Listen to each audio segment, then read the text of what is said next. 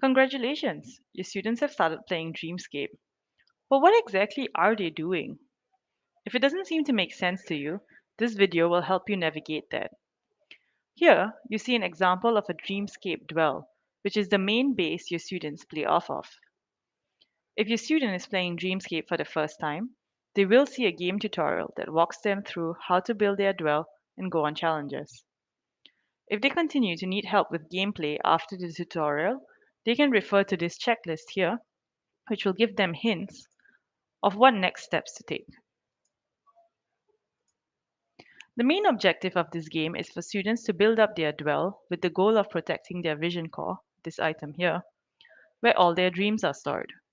They can challenge other Dreamscape players to capture their vision cores, and everything requires them to read and answer comprehension questions. On the top left-hand corner, you will find your student's username. Right next to it, you will see a crystal type item with a number attached to it. These are the number of shards that student has. Shards are the most important resource that your students are trying to obtain. The number of shards they attain determine where they end up on the global and class leaderboards. Right below that, you see another number with an hourglass image. This shows the number of questions answered by the students so far. Questions are represented by the hourglass because answering questions correctly moves time. What exactly does this mean? In other non educational defense or battle games, players try to build up a fort or an army to achieve their objectives. Building up these items take time, so if you were to select a couple of items to build or upgrade today, leave the game and come back tomorrow, time would have literally passed and you would have come back to an updated base. In Dreamscape, however, time only passes if questions are answered correctly. If a player clicks on an item to upgrade today, leaves the game, and comes back tomorrow without answering any questions, there will be no change to their dwell when they log back in. This also goes for adding new buildings, training the reveries, who are basically the army, and also going on challenges. Let's try some of the actions here to see what happens. Let's say I try to upgrade this snake route. I do have enough resources to do so. It says here that I need one hourglass in order to upgrade it to level 3. So that means I need to answer one question correctly. Just a note, if I try to upgrade this mirage tree instead, which is up to level 10, this requires 48 hourglasses. The higher in level students reach for individual buildings, the more hourglasses they need to upgrade. So let me try upgrading this now. I can't do it, even though I have enough resources, because all my dream weavers, who are basically my builders, they're already busy. I have 5 dream weavers. Students usually start with 1. I built my way up to this. But all 5 of them are currently in the process of upgrading other buildings. That's alright. Let me try training some of my reveries instead. I'm just going to select a couple here.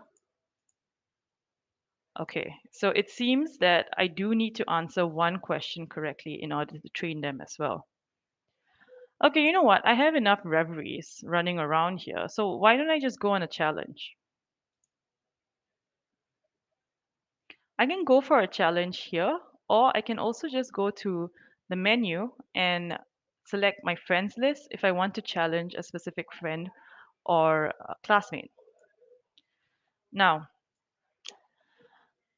easy will match me with someone who has built their dwell up to about the same amount that I have. Medium will match me with someone on a slightly higher level, and so on and so forth for hard and nightmare.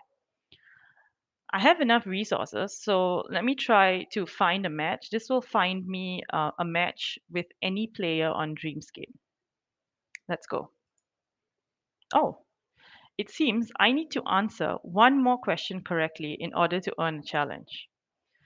Challenges are earned for every 5 questions answered correctly.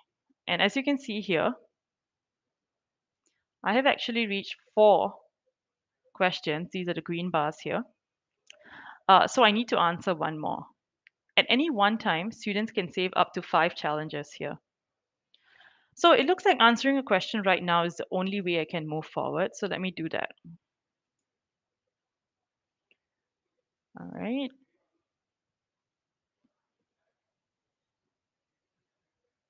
Okay. Which human trait is used in this sentence? I believe the answer is screamed. So I'm going to select that. Okay, I'm correct. Now, getting an answer correct has really moved things along for me. I now have more resources. I have more reveries added here.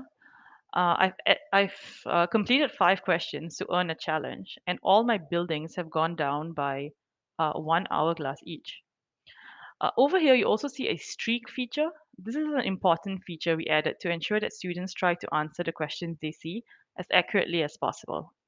5 questions answered correctly in a row earns a student a reward. 10 in a row earns them an even sweeter one, and so on and so forth for every multiple of 5 following that. Students can track where in the multiple of 5 they are over here.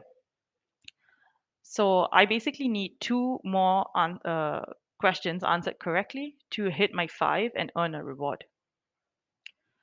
Okay, so what happens if I answer a question incorrectly? Let's try it.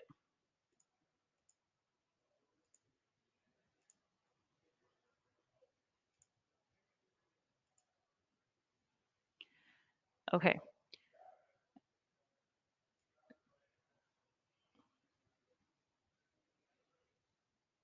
okay, I'm just going to select an incorrect answer on purpose. Let's see what happens. Okay, so I got it wrong, and I can click see answer to see what the answer should have been. All right, and what else happened? Nothing else happened. Answering questions wrongly do nothing more. Now, I've been talking a lot about challenges, but what are they? The challenges are the main way that students can earn shards and get ahead in the leaderboard. Let me go on a challenge right now so that you can see what I mean.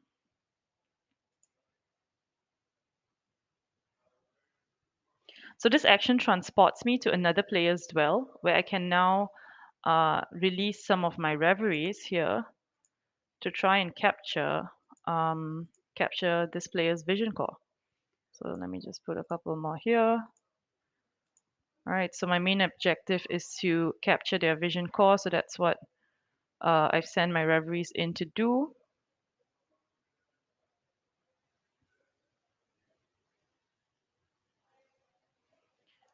Okay, I've actually captured it. So now I'm going to end the battle here.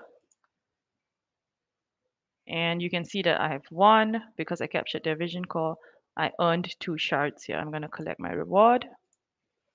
I also earn a sweet reward for going on a challenge. I got a white core, so that's cool.